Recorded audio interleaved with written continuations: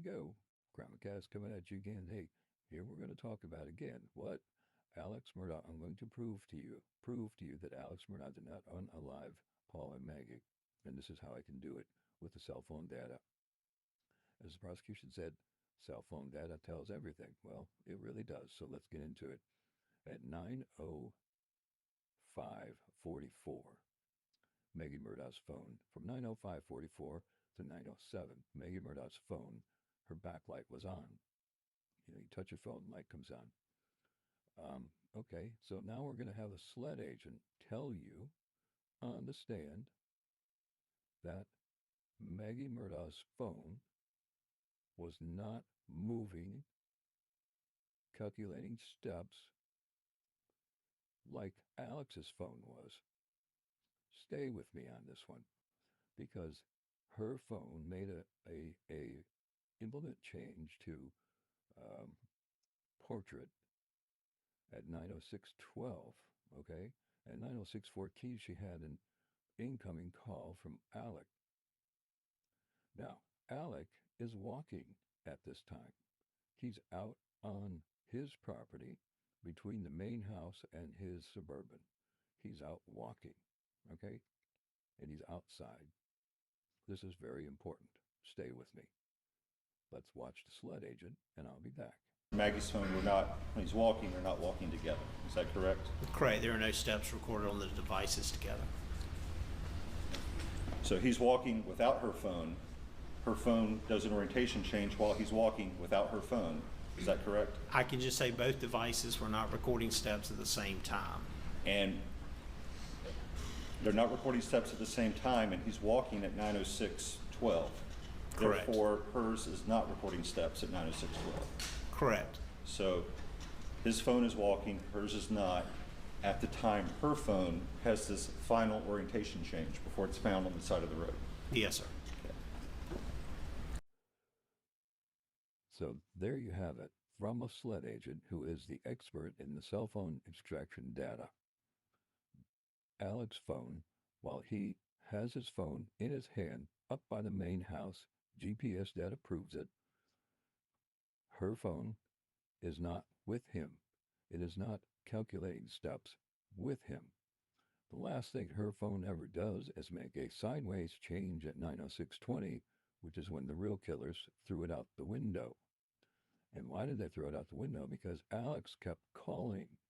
So now you're like, shit, he keeps calling. Maybe he's tracking us. Get rid of the phone. They get rid of the phone. And that's where her phone is found the next day. By Randy. Excuse me, not by Randy. By John Marvin Murdaugh. And we're going to show you the video where John says that when Buster gave him the Find My iPhone app and they turned it on, he went down and spoke with SLED agents. Excuse me, Duffy Stone's 14 solicitor office agents, regardless. And they were going to go, yeah, let's go find her phone. Well, here it is. It's on, I could see it. It's at the end of the dog kennels. Oh, it's at the end of the dog kennels. With that back entrance, over by the cab. Okay. So they start walking down that gravel road to Moselle Road out the back entrance. And all of a sudden, that little dot that shows that it was there moved. Woo, half mile down the road. Yeah, moved. So it showed, well, you know what? Let's just, John Marvin tell us for himself. And then we're going to clean it. Then we're going to put this into a bow for you. Agent was holding the phone. I'm looking at it with him. And when it pings, it creates a dot or location. And that dot jumped from right at the end of that road down the road, I don't know, maybe a half a mile, 3/4 of a mile. And so we walked back, got into a car, and drove down to where it was showing the phone. And was the phone? And I rode with those agents, the solicitor's office agents. Was the phone ultimately located on the side of the road? Absolutely. We found it in a matter of minutes. Okay. Do you remember how it was collected? I mean, were you present when it was? So let me tie this up in a bow for you. Here you go. You ready? Maggie's phone took 59 steps from her body to the back side of the hangar where the gravel road ends and the tire tracks are seen going around and coming around. That is exactly 59 steps. It's around 150 feet. That was the slowest steps recorded all day long. If Alec was walking with her phone, that would have been the slowest steps recorded all day long by Alec. So, in all likelihood, Alec's not walking that slow. He's got shit to do. He's got to go wash his whole body, take his clothes off. There's all kinds of things that need to be done. By the way, no blood anymore. Okay, so, as I said before, the one killer is waiting with the guns while the killer, who did not kill Paul but killed Maggie, went and got the truck. It's a big truck, lifted tires. They're lifted trucks, got big tires on it, probably 35-inch tires.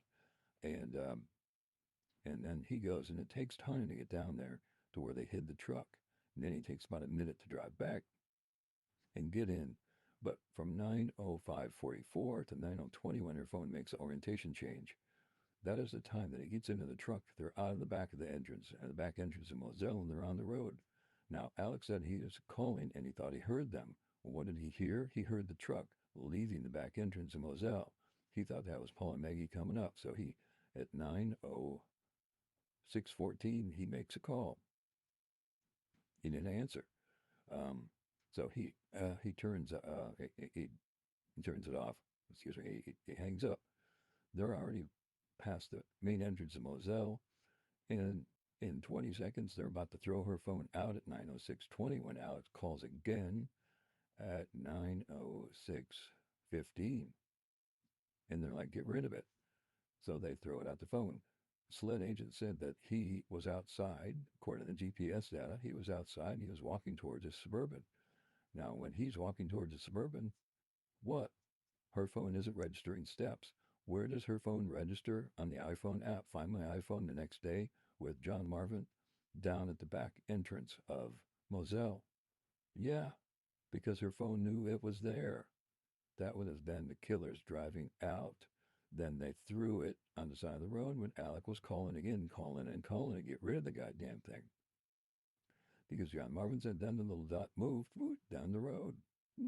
Wonder why.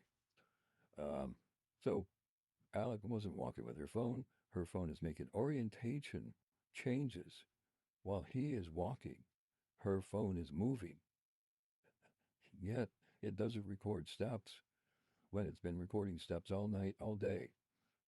Why? Because her phone is in a vehicle, and when the phone is in a vehicle, moving vehicle, it doesn't record steps. They are out of Moselle Road, on the Moselle Road, and they are gone. He's calling again. So then he goes out, he gets into his truck, his phone connects to the Bluetooth of his truck, and he drives out. Now, he doesn't send a text to Maggie until he gets onto Moselle Road. And I'm telling you, because I did the test.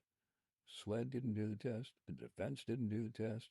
I did the test, and I did it numerous times.